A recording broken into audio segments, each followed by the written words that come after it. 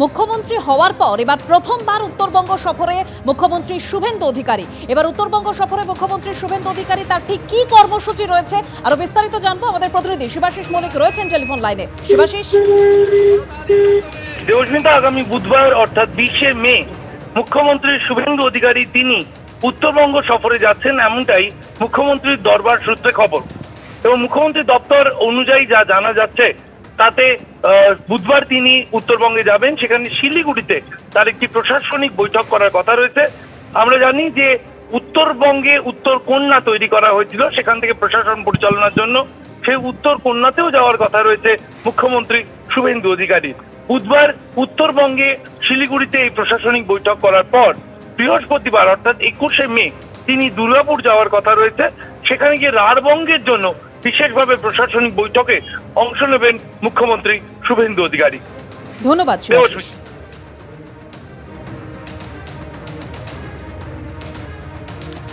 অভয়াকাণ্ডে হেরো মুখ্যমন্ত্রীর কথায় প্রমাণ লোপাট হয়েছে। হেরো মুখ্যমন্ত্রীর কথায় যারা ঘুষ দিতে গিয়েছিলেন তাদের সাসপেন্ড করেছি।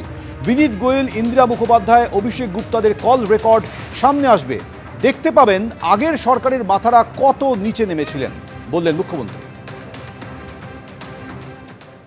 অভয়ার ঘটনায় আগের মুখ্যমন্ত্রীর ইশারায় কথায় যারা যারা অত্যাচার করেছেন, প্রমাণ লোপাট করেছেন, অভয়ার মাকে আগের মুখ্যমন্ত্রী হেরো মুখ্যমন্ত্রী শুধু নন্দীগ্রামে হারেনি, এবারে ভবানীপুরেও হেরেছে।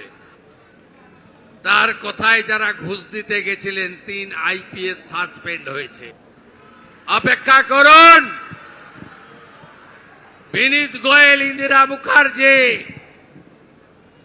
আর অভিষেক গুপ্তাদের কল রেকর্ড আর চার্ট যখন তদন্তকারীরা পাবেন এবং সামনে আসবেন, সেদিন দেখতে পাবেন আগের সরকারের কুকীর্তি, আগের সরকারের মাথারা কত দূর পর্যন্ত নিচে নেমেছেন। খুলেছে RG Kar file, suspend 3 IPS. RG Kar মেডিকেলে গিয়ে চাঞ্চল্যকর অভিযোগ অভিজিৎ গঙ্গোপাধ্যায়। বিজেপি সাংসদের নিশানায় সিবিআই এর তদন্তকারী অফিসার সীমা পাহুজা। আরজিকর মেডিকেলের একটি ঘর এখনো বন্ধ আছে, এখনো ওই ঘরের দেওয়ালে রক্তের দাগ আছে। সিবিআই এখনো ওই ঘর খোলার সময় পায়নি। কি করছিলেন সীমা পাহুজা? সীমা পাহুজা কার দ্বারা প্রভাবিত হয়েছেন? সিবিআই অফিসার সীমা পাহুজাকে অভিযুক্ত করা হোক। সিবিআইকে দোষারোপ করছি না, সীমা পাহুজার ভূমিকায় প্রশ্ন রয়েছে। ঘটনার দিন রাতে আরজিকর মেডিকেলের একটি সিঁড়ি দিয়ে ভারী কিছু নামানো হয়েছিল। একজন নার্স সেই ভিডিও করেছিলেন। কোথায় গেল ওই ভিডিও? আরজিকর মেডিকেলে গিয়ে প্রশ্ন বিজেপি সাংসদ ও প্রাক্তন বিচারপতি অভিজিৎ গঙ্গোপাধ্যায়। আরজিকর মেডিকেলের একেবারে ভেতরে গিয়ে ভিডিও করেছেন প্রাক্তন বিচারপতি এবং বিজেপি সাংসদ অভিজিৎ গঙ্গোপাধ্যায়, এবং সেই ভিডিও তিনি পোস্ট করেছেন। এই সিঁড়ি এবং তা দিয়ে সেই দিন রাতে একটা ভারী জিনিস কয়েকজন মিলে নামাচ্ছিল, সেই ভিডিও একজন সিস্টার তুলেছিলেন। সেই ভিডিও সিবিআই সেই সিস্টারের কাছ থেকে নিয়ে নেন এবং সেই সিস্টারকে বাধ্য করেন তার নিজের ভিডিওটা মুছে ফেলতে। সিবিআই সেই ভিডিও এখনো পর্যন্ত দেখায়নি। অর্থাৎ আমি আবার বলছি, সেই সীমা পাহুজা যে আধিকারিক ছিলেন এই তদন্তের দায়িত্বে, তিনি সেই ভিডিও লুকিয়ে ফেলেছেন, আজ পর্যন্ত সেটা প্রকাশ করেন।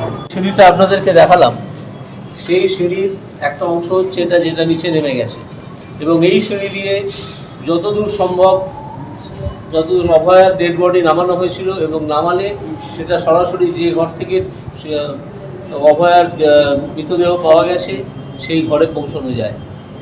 এগুলো কোনো কিছুই তদন্তের আওতার মধ্যে আনা হয়নি। এটা সিবিআই এর একটা বিরাট গাফিলতি, বা আমি আবার বলবো সীমা পাহুজার একটা বিরাট গাফিলতি।